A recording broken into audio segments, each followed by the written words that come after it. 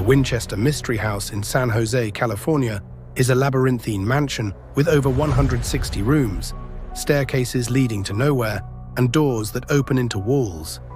Its eerie design has fueled countless rumors, but few know the true, terrifying origin of this haunted estate. A tale shrouded in madness, grief, and something far darker. Sarah Winchester, wife of William Wirt Winchester, heir to the vast Winchester repeating arms fortune, was no ordinary widow. Her life was steeped in unimaginable grief, her mind haunted by shadows that stretched far beyond the grave. In 1881, tuberculosis stole her husband, leaving her alone in a world that seemed cursed. But the cracks in her soul had formed years earlier with the death of her infant daughter, Annie, a loss so profound it shattered her spirit. The Winchester name was drenched in blood, its wealth amassed through the deaths of thousands felled by the rifle that bore their name. Guilt festered like an open wound. Whispers followed her, unseen eyes watching, restless souls crying out for justice.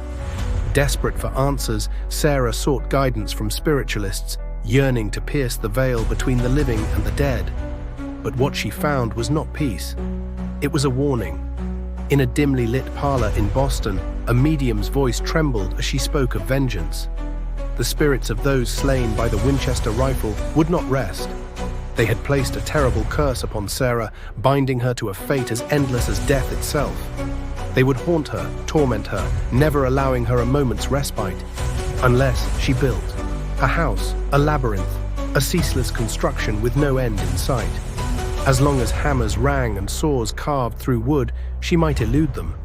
But should the work cease, the spirits would claim her. And so, with grief in her heart and ghosts at her heels, Sarah Winchester set out to build a house unlike any the world had ever seen. A house with no end, where doors led to nowhere and staircases climbed into oblivion. A house to escape the dead. Sarah Winchester purchased an unfinished farmhouse in San Jose and began construction. But this was no ordinary renovation. It was an obsession, a desperate attempt to outrun the vengeful dead. The hammers never ceased. The saws screamed through the night. The mansion grew like a living thing, walls shifting, corridors twisting, staircases spiraling into nowhere. There was no blueprint, no final design. Only Sarah knew why. The spirits demanded it. Each night she retreated into a hidden chamber, a candle flickering in the suffocating dark. There she held seances, seeking guidance from the whispering dead. They told her what to build next, doors that led to sheer drops, windows that opened to brick walls, halls that stretched endlessly, looping back upon themselves. A labyrinth meant to confuse the ghosts, to keep them searching, to keep them at bay. But the spirits were not fooled. Workers spoke in hushed tones of strange occurrences. Unfinished rooms trembled with unseen footsteps. Cold fingers brushed their skin when no one was there. Some claimed to hear murmuring in forgotten languages, voices that slithered through the walls. A few swore they saw dark figures standing in doorways, watching, waiting. Many fled, refusing to return. Those who stayed whispered of something else, something worse, an invisible force that pushed them downstairs, tools vanishing only to reappear in impossible places. An overwhelming sense that the house itself was alive. And through it all, Sarah wandered the endless corridors, pale and sleep-deprived, her candle casting jagged shadows. She would murmur softly as if speaking to someone just out of sight. Or something that never left, something that never would. In 1906, the earth roared to life. The infamous San Francisco earthquake struck with violent fury, tearing through the land, swallowing buildings whole.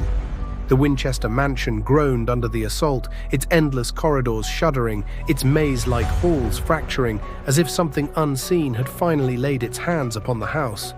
The entire front section collapsed in a thunderous crash, twisting wood and shattering glass. And in the chaos, Sarah Winchester was trapped.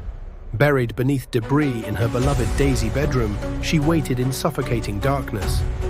Hours passed. Dust choked the air.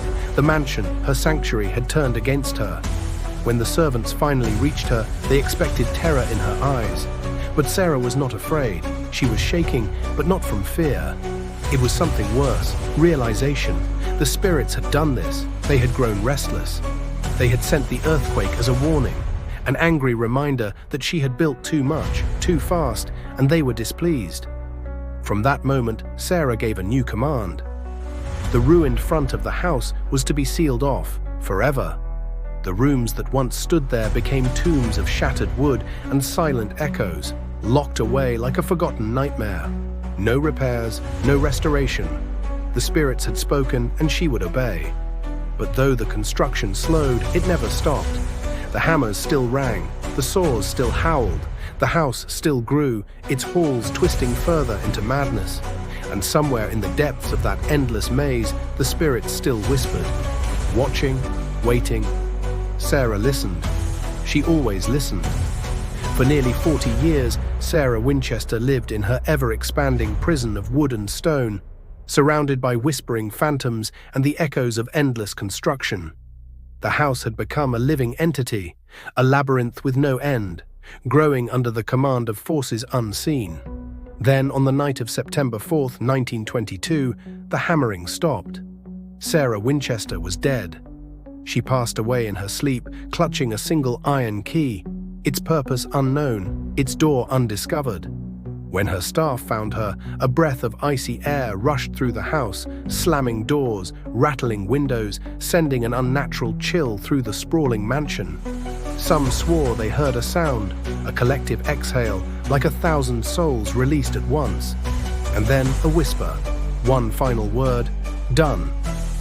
But the house was not done. After Sarah's death, those who dared to explore the mansion uncovered things best left undisturbed. Secret passageways twisted through the walls, leading to rooms hidden for decades. Some were untouched, their furniture draped in thick layers of dust, as if waiting for guests who never arrived. Others were worse, sealed chambers with no doors, no exits, as if something had been locked inside. In the seance room, the air was heavier, suffocating. A round table stood at the center, set with 13 candle holders. The wax had melted down to nothing, as if a final ritual had been performed just before her death. The room had only one entrance, but no exit. Even now, those who walk the halls of the Winchester mansion claim to hear faint hammering in the dead of night, the unfinished whispers of a house that was never meant to be completed. Perhaps Sarah was finished, but the spirits were not. To this day, the Winchester Mystery House remains an enigma. Visitors report ghostly figures drifting through the halls, disembodied whispers, and doors slamming without reason. Some say Sarah is still there, guiding the house from beyond, ensuring the spirits never catch her. Perhaps the mansion was never meant to keep ghosts out. Perhaps it was meant to keep something far worse locked inside.